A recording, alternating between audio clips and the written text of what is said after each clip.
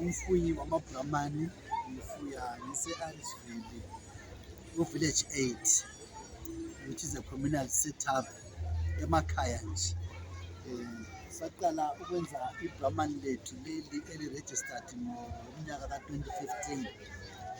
Kube kade emuva le-2014, 13, 12 up to 2008 yikho saqala khona ukwenza i-commercial yethu yamaBrahman, whereby besisebenzisa i-crossbreed lama-pure breed. Saze safika esigabeni sokurejista iBrahman lethu ngo-2015. We are now registered breeders zama-pedigree Brahmans. Ama-Brahman lawa siyenza ethiwa yi-crop production.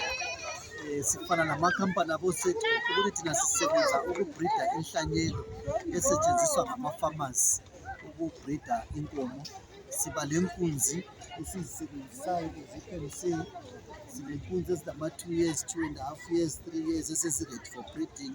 We're selling them for ama-commercial farmers bayebreeda ama-jongos for slaughter purposes, as well as amankomokazi namathokazi siyabreeda at the same time siwathengisa.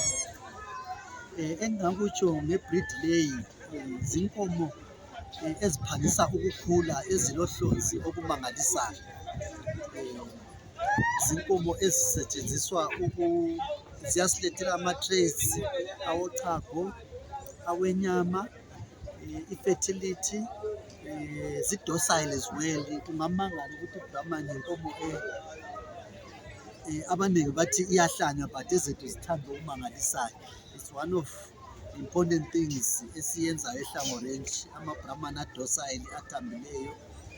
Engingakutsho kwamanye ama-farmers, ngena nini ekufuyeni inkomo, irregardless ukuthi ufuya ama-Brahman kumbe ufuyani, but as long as usenza inkomo ama-crossbreed, inkomo silenzuzo, sisilethela inzuzo enhle okumangalisayo.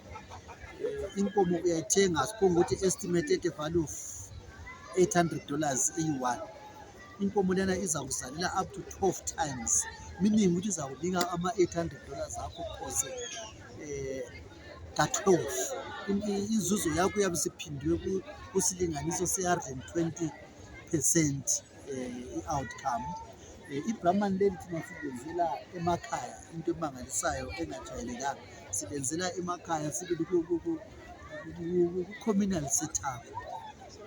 Isizathu kuyikubana sifuna ukuncedisa nokukhuthaza abatsha ukuthi iproject ungayiqala wherever lapho khona, kungakhathalekile ukuthi le-plazi kumbe ulani.